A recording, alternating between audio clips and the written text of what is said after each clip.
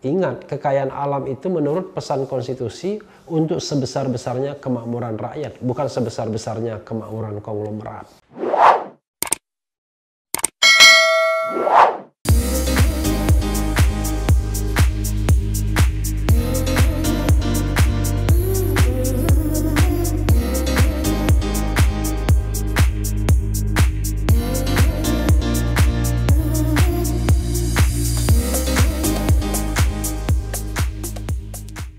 Assalamualaikum warahmatullahi wabarakatuh. Jumpa lagi kita di channel yang keren ini, Keren Cadas.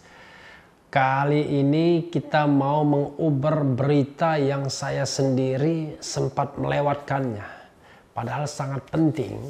Jadi walaupun berita ini lama, tapi masih hangat dan prosesnya belum selesai. Saya berapa kali di-mention beberapa orang agar menyinggung soal ini, yaitu soal isu privatisasi Pertamina. Ini isu yang menarik sesungguhnya dan sangat strategis untuk dibahas.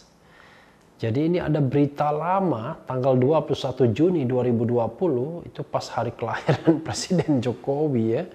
Tapi memang isu ini terus menggelinding dan sampai sekarang masih banyak protes-protes. Hanya memang belum meledak mungkin ya. Judulnya adalah disebut akal-akalan untuk privatisasi Pertamina, keputusan Erick Thohir ditentang Serikat Pekerja. Ini dimuat di pikiranrakyat.com dan banyak di tempat lain sesungguhnya, tapi saya memilih berita yang ini. Pikiran Rakyat, Serikat Pekerja Pertamina SPP Unit Pemasaran 3 menolak tegas keputusan Menteri Badan Usaha Milik Negara BUMN Erick Thohir tentang restrukturisasi perusahaan minyak dan gas migas tersebut. Pekerja unit yang wilayah pemasarannya meliputi Jakarta dan Jawa Barat ini menuntut keputusan tersebut dicabut kembali. Lewat press release yang diterima PR Minggu 21 Juni 2020, SPP juga memprotes pembentukan holding dan subholding Pertamina seperti telah diputuskan pihak direksi Pertamina melalui keputusan 18-C0000-2020/SO. Begitu juga dengan rencana pencatatan subholding Pertamina di lantai bursa saham melalui penawaran perdana atau initial public offering. Menurut SPP, antara putusan menteri, direksi, dan rencana IPO subholding satu tarikan napas. Luar biasa ya. Tujuannya memecah Pertamina dalam unit-unit kecil agar bisa diprivatisasi dan dimiliki asing maupun swasta. Jadi memang informasi yang saya peroleh ya, baik langsung maupun dari membaca adalah nanti Pertamina induk itu ya cuma sekedar manajemen saja, dia tidak lagi operasional karena operasionalnya itu akan dikerjakan oleh subholding yang dibentuk, sementara holdingnya lebih pada manajemen saja. Nah, subholding inilah yang kemudian mau diprivatisasi, mau diterjunkan ke lantai bursa ya, initial public offering, seperti itu ya yang saya pahami. Ini hanya akal-akalan untuk privatisasi Pertamina. Ini melawan pasal 33 Konstitusi Negara dan mengancam kedaulatan energi nasional. Lewat IPO, terbuka asing masuk menguasai saham. Ini mengebiri kedaulatan energi kita. Tutur Aryo Wibowo Hendra Putro, Ketua Umum SPP Pertamina, Unit Pemasaran 3. Wah, luar biasa, berani sekali ya Aryo ini ya. Mudah-mudahan dia selamat. Biasanya orang-orang yang berani vokal, apalagi Serikat Pekerja, riwayatnya nggak lama biasanya ya. Ya, tetapi kan ini kan BUMN beda sama swasta ya. Walaupun barangkali terancam juga karirnya, tapi mudah-mudahan tidak.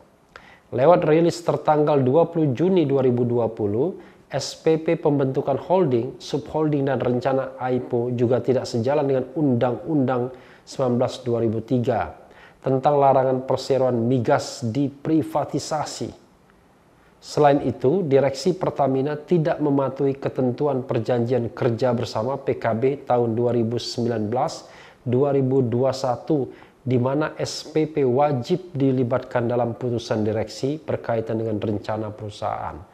Jadi Sobat RH sekalian, ya, Undang-Undang nomor 19 tahun 2003 tentang Badan Usaha Milik Negara dalam pasal 77-nya itu melarang sektor-sektor yang dibolehkan untuk diprivatisasi.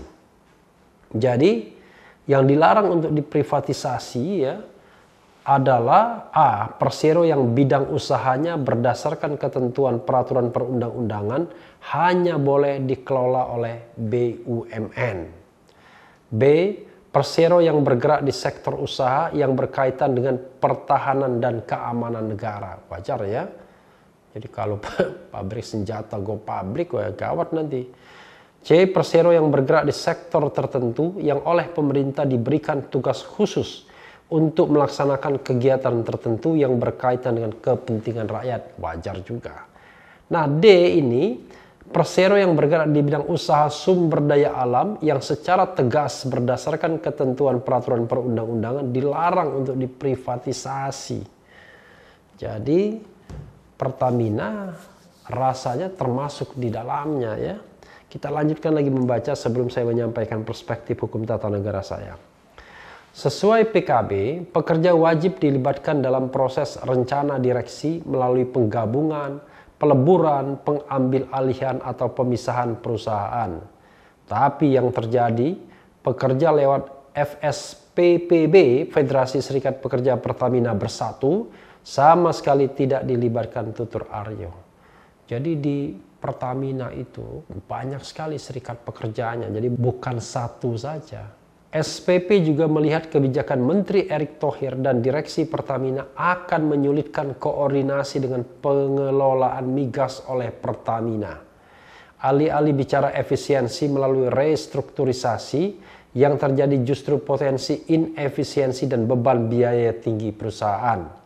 Pemecahan Pertamina dalam holding dan subholding dari hulu ke hilir akan memunculkan silo-silo unit usaha yang menyulitkan koordinasi, jadi silo-silo ya. Apalagi antar unit akan terjadi persaingan internal karena masing-masing akan dituntut mengejar target. Ya wajar saja ya, kalau sudah subholding mereka kan berbentuk perusahaan tersendiri dan kemudian mereka harus mengejar target. Salah satu target yang sering dibebankan adalah target keuntungan ya. Antar holding dan subholding juga nanti ada banyak jabatan direksi dan komisaris. Ini artinya beban biaya lebih tinggi ditanggung perusahaan. Belum lagi transaksi antar holding atau subholding juga dikenakan pajak tutur Aryo. Restrukturisasi yang meniadakan direktur hulu, pengelolaan dan pemasaran juga keliru. Sebab 3 direksi itu selama ini justru jadi inti dari pengelolaan migas Pertamina. Ya karena memang mau diturunkan ke subholding, jadi di holding, di Pertamina Induk memang tidak membutuhkan lagi. Mungkin begitu jalan berpikirnya ya.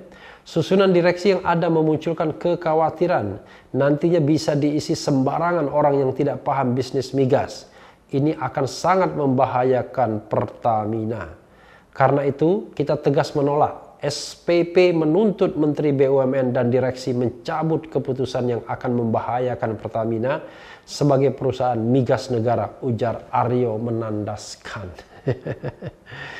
Jadi sobat era sekalian ya, seperti tadi saya katakan, berkali-kali saya diberikan informasi oleh banyak pihak agar mengangkat masalah ini.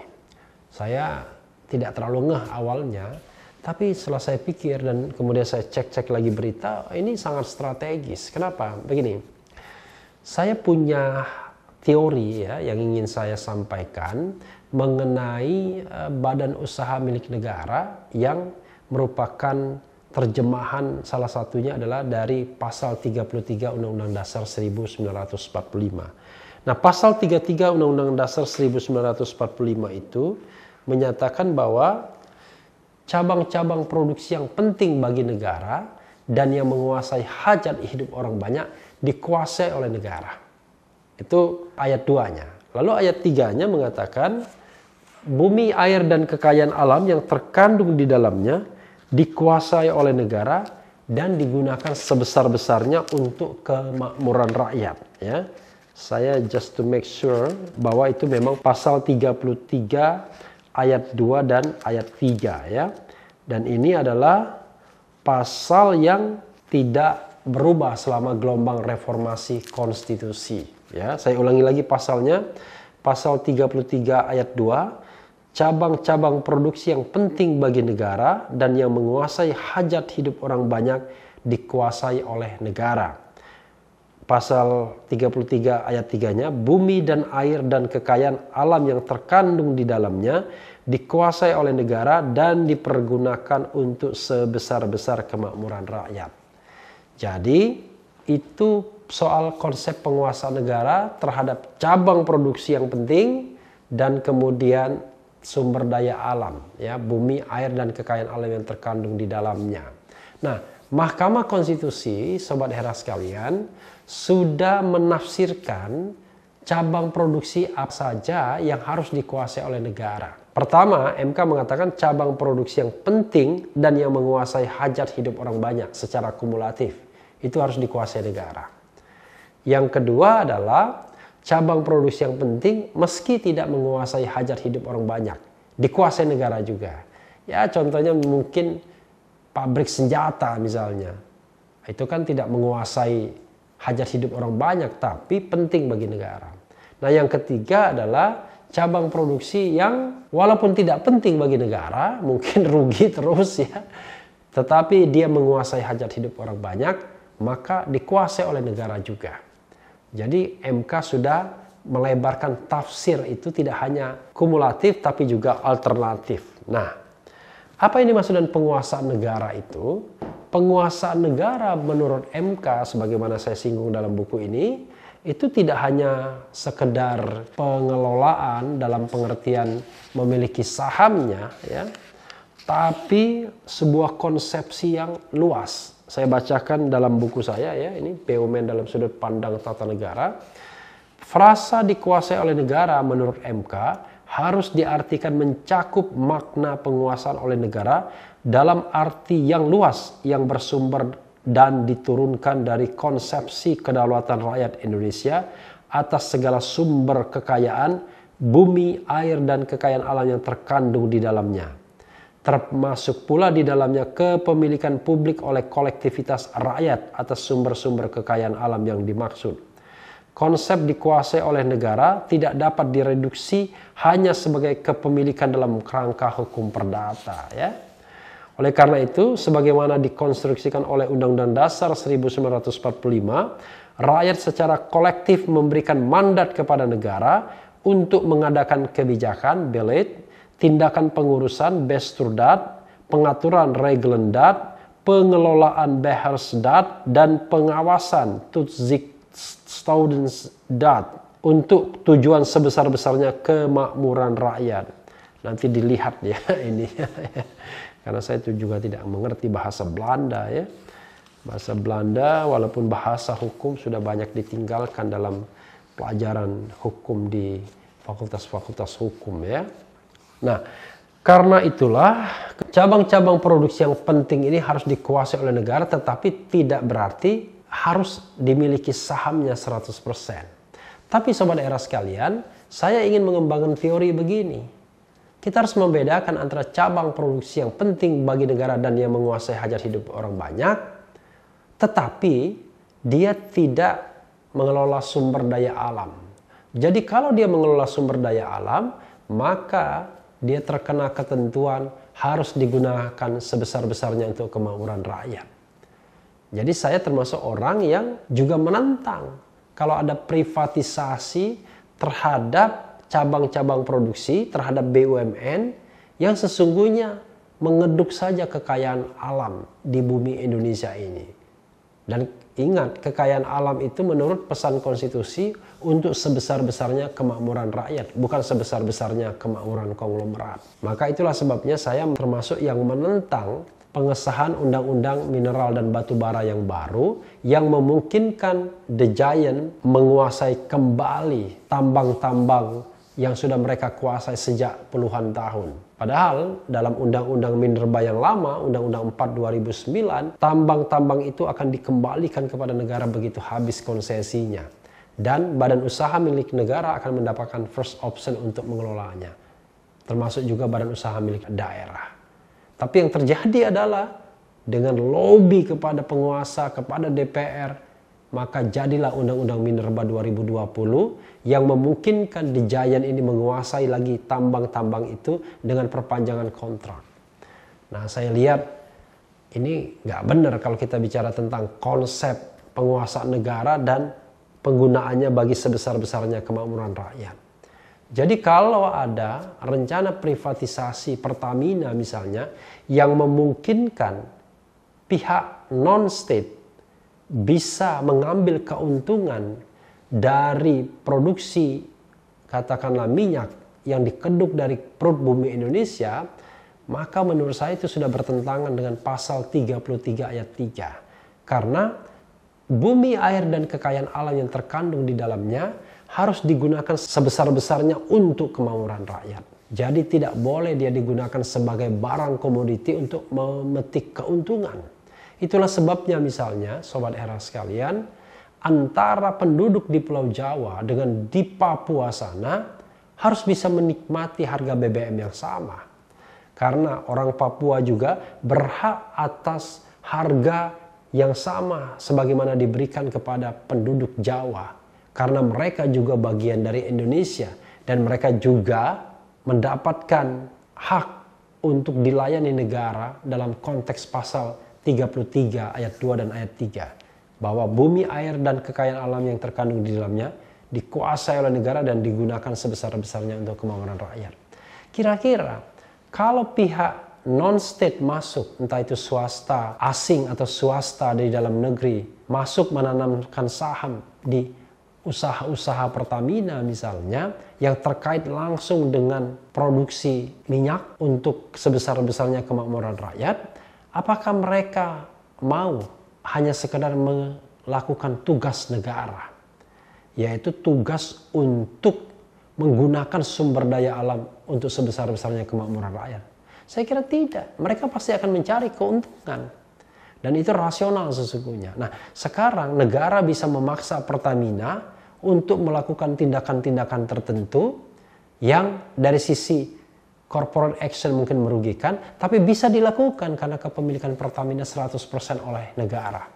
Tapi kalau sudah dilakukan subholding, memang Pertaminanya 100% milik negara, tapi subholdingnya dijual, maka yang terjadi adalah daging-dagingnya itu sudah dibagi-bagi ke tempat lain. Artinya pihak non-state ikut serta untuk menikmati keuntungan yang mungkin bisa didapat dari proses mengeruk perut bumi tersebut. Karena itulah menurut saya kita harus berpikir ulang mengenai konsep kita mengenai BUMN itu. Saya mengusulkan kita harus membedakan mana BUMN yang mengeduk perut bumi, yang mengelola kekayaan alam, bumi, air, dan kekayaan alam yang terkandung di dalamnya, mana BUMN yang mendasarkan diri pada human skill. Atau kalaupun dia menggunakan katakanlah tanah, itu hal-hal yang sifatnya terbatas. Tetapi kalau dia menggunakan atau mengeduk perut bumi, di mana itu adalah sumber kekayaan alam yang non-renewable, ya, tidak bisa diperbaharui misalnya, seperti minyak, maka yang terjadi adalah first optionnya itu adalah untuk sebesar-besarnya kemakmuran rakyat. Jadi silakan menjual BUMN, memprivatisasi BUMN yang menggunakan human skill, misalnya BUMN karya, ya, mungkin ada yang Adikarya, ada Wijaya Karya, ada macam-macam karya, bisa dijadikan satu, bisa dijadikan perusahaan besar, lalu kemudian dijual ke tempat lain, no problem, karena itu menggunakan human skill, dia tidak mengeruk perut bumi. Tetapi kalau Pertamina diprivatisasi walaupun dengan cara membentuk holding terlebih dulu, maka yang terjadi adalah kita ingin mengkomersialisasi barang-barang strategis yang seharusnya dapat dinikmati masyarakat. Memang susahnya adalah biasanya di dalam kepala penguasa negara, dalam kepala direksi komisaris BUMN, yang dipentingkan hanyalah keuntungan, keuntungan, dan keuntungan. Sehingga kadang-kadang ayat konstitusi dilupakan begitu saja. Bahwa minyak itu, kekayaan tambang yang sekarang ini banyak dinikmati oleh konglomerat, bahkan konglomerat asing, sesungguhnya adalah milik bangsa Indonesia untuk sebesar-besarnya kemakmuran rakyat. Inilah yang sebenarnya harus dikuatkan komitmen negara ini. Tetapi yang terjadi, konsesi tambang itu kemudian diewer-ewer kemana-mana. Bahkan untuk minyak, saya baca Pertamina hanya menguasai 30% saja dari semua wilayah kerja perminyakan ini. Lalu kemudian itu dikatakan negara sudah melakukan itu. Itu tindakan yang clear, yang salah sesungguhnya. Jadi kalau Pertamina diberikan konsesi, dia tidak boleh kemudian menjadi maklar. Dia harus mengerjakan untuk sebesar-besarnya kemakmuran rakyat Indonesia. Jadi tidak boleh dia berpikir hanya mencari keuntungan atau sekedar ya memberikan keuntungan bagi segelintir orang. Mungkin kaitannya dengan bonus dan lain sebagainya. Padahal tugas utamanya adalah bagaimana memastikan ketersediaan BBM bagi seluruh rakyat Indonesia karena mandat konstitusinya. Karena itulah harus 100% dimiliki negara. Tetapi pihak yang mendapatkan konsesi lain itu harusnya memang ditata ulang. Harusnya mereka memiliki konsesi yang terbatas, yang mereka bisa lakukan karena kita kelebihan produksi misalnya, di mana untuk kebutuhan masyarakat sudah terpenuhi secara cukup sehingga bisa dikomersialisasikan. Nah, prinsip-prinsip seperti ini kadang-kadang yang hilang, abai dalam pikiran pengelola negara ini. Ketika mereka berpikir uang saja atau berpikir bagaimana menjual BUMN-BUMN yang strategis termasuk BUMN yang mengeduk perut bumi ini demi misalnya mengatasi defisit budget yang luar biasa. Terlebih dalam kondisi 2020 ini tekanan ekonomi finansial luar biasa sulitnya. Sobat daerah sekalian, mudah-mudahan ini memberikan kesempatan atau horizon untuk kita berdebat lebih jernih lagi. Jadi ini introduction dulu ya. Saya memakai teori pasal 33 ayat 2 dan ayat 3 itu sebagai satu kesatuan untuk menunjukkan bahwa ada BUMN yang tidak boleh dikomersialisasi, tidak boleh dijual ke pihak lain. Ada BUMN yang silahkan kalau mau dijual ke pihak lain, bahkan sahamnya 100% pun dijual ke pihak asing, tidak jadi masalah.